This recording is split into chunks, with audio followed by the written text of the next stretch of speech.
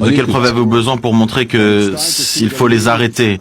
Il faut voir les dirigeants des autres pays qui se rejoignent pour poursuivre le président Trump et son appel pour mettre fin à ce régime de terroristes fanatiques, pour la sécurité d'Israël, pour la sécurité de l'Amérique, mais aussi pour la sécurité du monde entier. Et il est temps d'agir. Après Donald Trump, c'est désormais au tour de Netanyahou de solliciter le soutien d'autres pays contre l'Iran. Mais une question s'impose. Les gens réalisent-ils que l'Iran fait face à une coalition d'une dizaine de pays depuis plus de 20 jours, tout en conservant sa capacité de nuisance et en infligeant des dégâts à ses adversaires? Il semble que Netanyahou n'ait tiré aucune leçon de la guerre de 12 jours en 2025.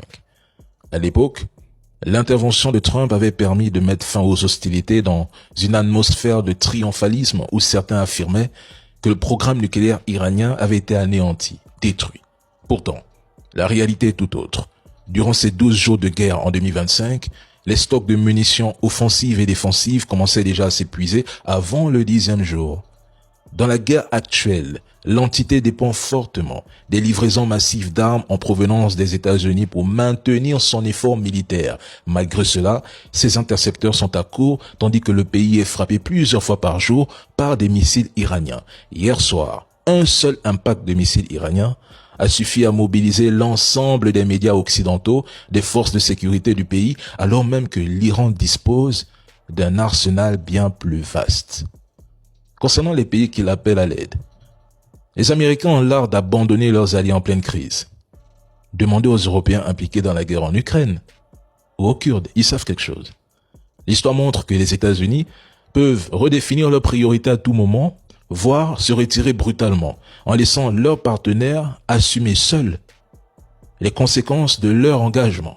Le blocage du détroit d'Ormuz commence à avoir des véritables répercussions sur le prix à la pompe aux États-Unis et que son électorat pourrait évidemment le sanctionner, notamment sur cette question. Qui n'est pas favorable en plus, on le sait, l'opinion publique à cette guerre et à toute intervention. Ce qui est assez curieux quand même dans le message de Donald Trump de la nuit dernière, c'est qu'en fait il exige une capitulation en fait du régime iranien.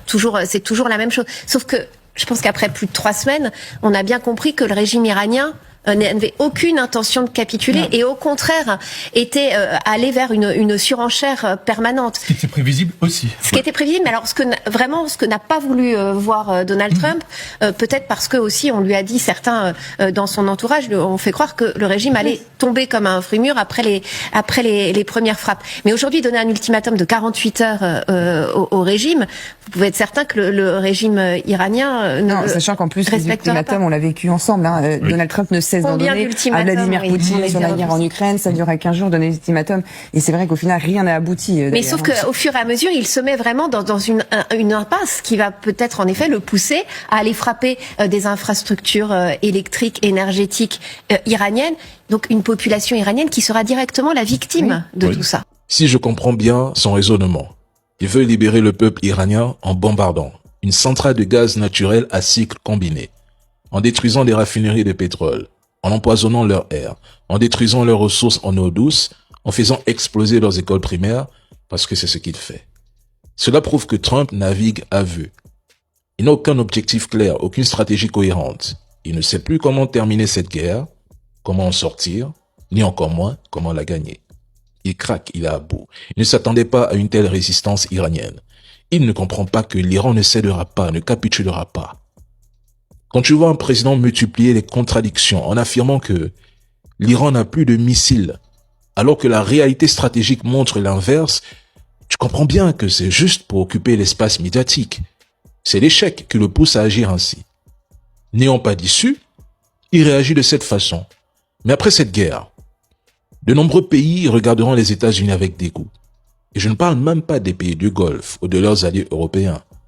À ce stade, Donald Trump ne peut pas prétendre avoir atteint ses objectifs. Oui, j'ai atteint mes objectifs, dit Donald Trump, avec des semaines d'avance sur le programme prévu. Il n'y a plus de leadership, il n'y a plus de marine, il n'y a plus d'armée de l'air. Ils n'ont plus aucune défense et ils veulent négocier. On voit que ce soir, ces propos sont démentis par ce qu'on a sous les yeux à l'image, bien sûr, puisque il y a encore une capacité de riposte du régime iranien. Stéphane, vous le disiez, un choc en Israël et un sentiment de très grande vulnérabilité ce soir.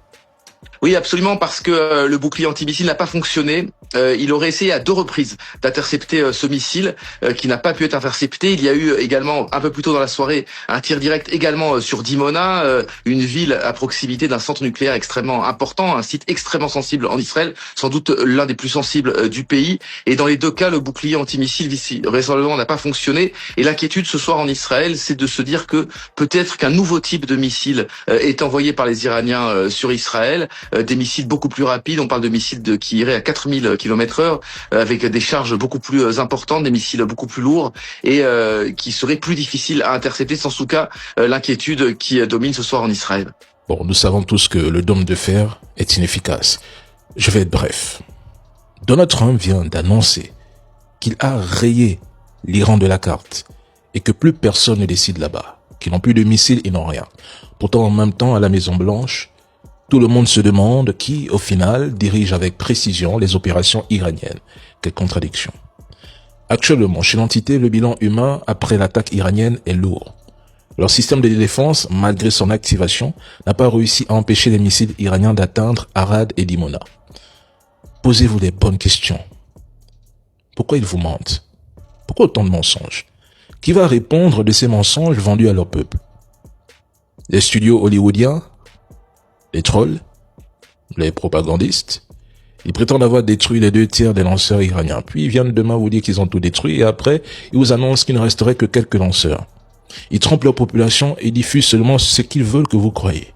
Mais le ministre des Affaires étrangères iranien affirme que l'Iran refuse un cessez-le-feu et exige une fin complète, globale et durable de la guerre, avec des garanties contre toute reprise de conflit et une compensation des dommages.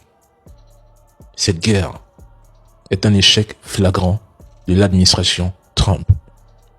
Pourquoi autant de contradictions? Pourquoi autant de mensonges?